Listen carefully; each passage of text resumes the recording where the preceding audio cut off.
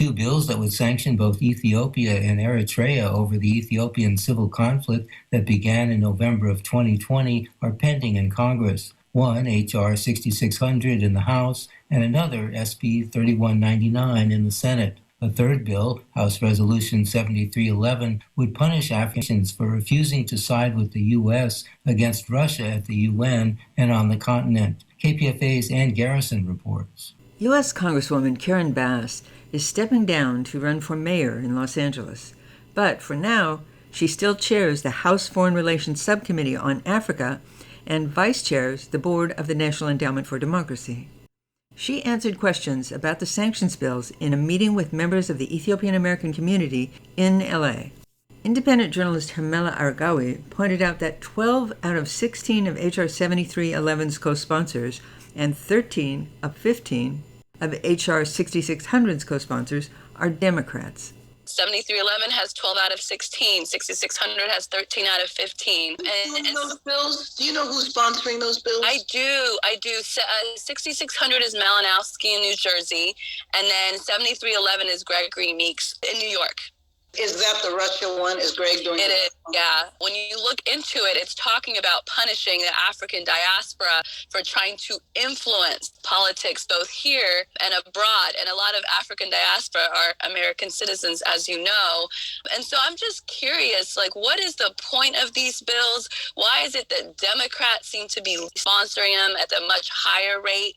And do you believe that there is a chance that they could actually be seen through?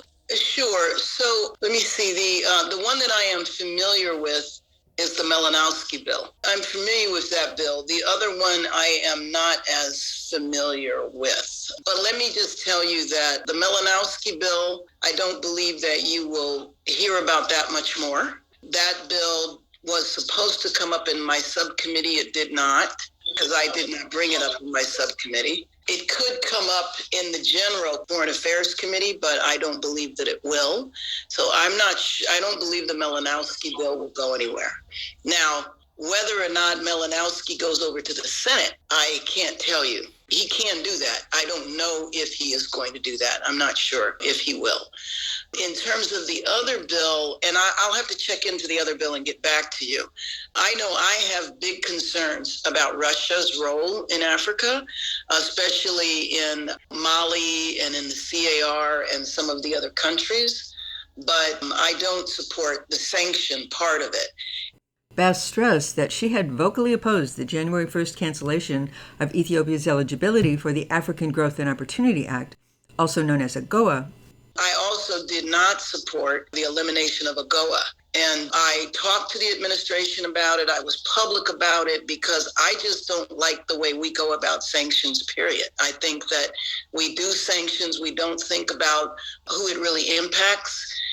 The majority of Ethiopians are subsistence farmers, and the cancellation of AGOA cost many, mostly women, their first jobs in the money economy. Although Karen Bass said she didn't know much about H.R. 7311, the bill meant to keep Africans from siding with Russia in international affairs, she is in fact one of its co-sponsors. As to the question of why the majority of co-sponsors of both House bills are Democrats, she said that was simply because they're the majority in Congress right now, and urged Ethiopian Americans to vote Democrat nevertheless.